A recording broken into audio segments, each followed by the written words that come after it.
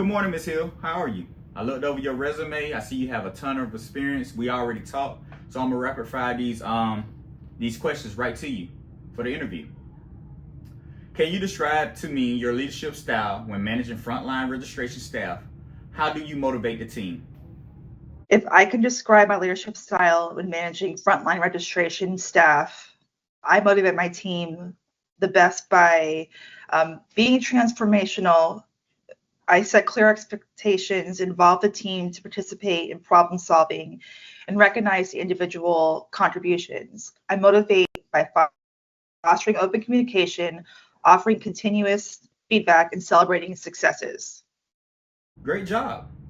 Tell me about a time you had to manage conflict between two team members and how did you resolve it? A time about when I had to manage conflict between two team members and how I resolved this. Two staff members disagreed over shift duties, which was affecting the team. I met with each one individually, then facilitated a joint conversation with both of them. To clarify responsibilities and rebuild mutual respect, we agreed on a plan together, and I followed up to ensure resolution held. How do you ensure consistency in patient access processes across shifts and locations? I rely on standardized procedures, shared digital tools, and routine cross-shift huddles. Regular audits and staff meetings help align all locations with the same expectations and performance goals. Walk me through the patient registration process. What are the critical steps and potential pitfalls?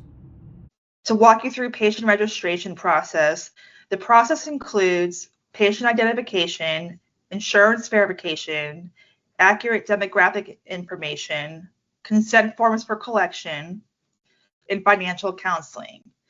The pitfalls I would think would include creating duplicate records, insurance mismatches, or incomplete forms that can delay care in our billing process. I'm just jotting down notes here while you talking at the same time, Ms. Hill.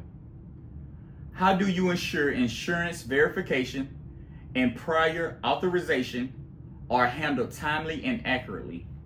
I use the EHR integrated tools for real-time eligibility, maintain a tracking system for prior authorizations, and ensure staff are trained to identify and escalate complex cases early.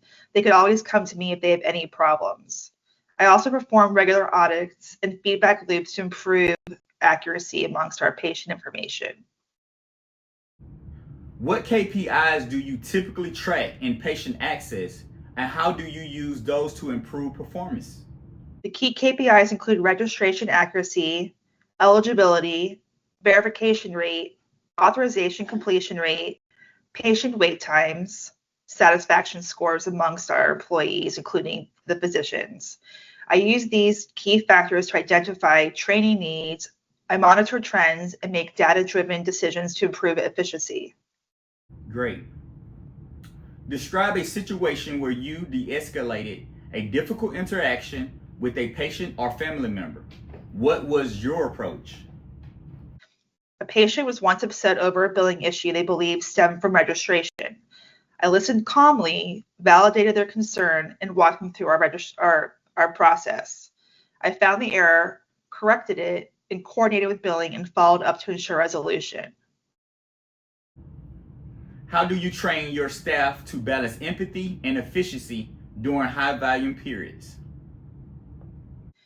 We use scenario-based role play, scripts for key conversations, and coaching that emphasizes empathy in tone and body language. I trained my staff to acknowledge patients' emotions while staying focused on completing tasks quickly and accurately. We do this on a regular basis. Great.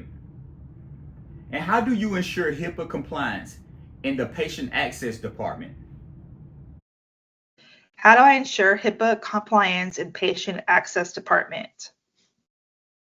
I enforce annual HIPAA training, use access controls based on role, perform random audits, and promote the culture of accountability.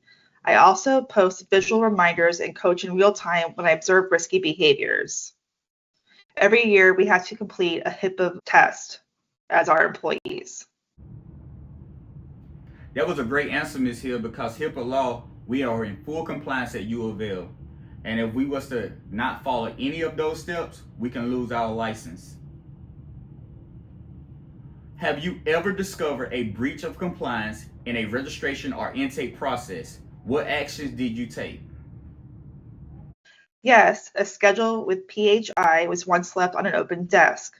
I documented the incident, reported it, addressed it with the individual that left their computer open, and retrained the team to implement a clean desk policy to prevent reoccurrence.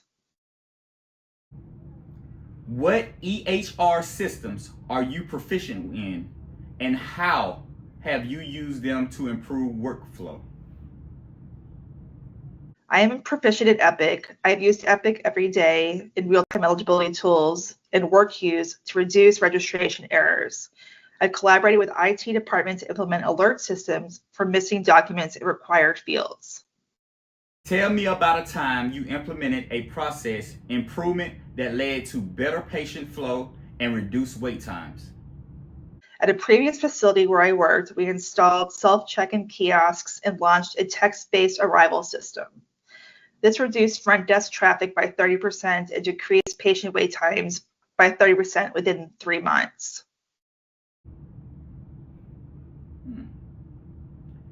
A patient presents without ID or insurance but needs urgent care. What steps do you take to ensure proper access and documentation? The steps that I take to ensure proper access and documentation. I first register the patient under an emergency status, ensuring care is not delayed. I notify the financial team and begin presumptive eligibility if possible.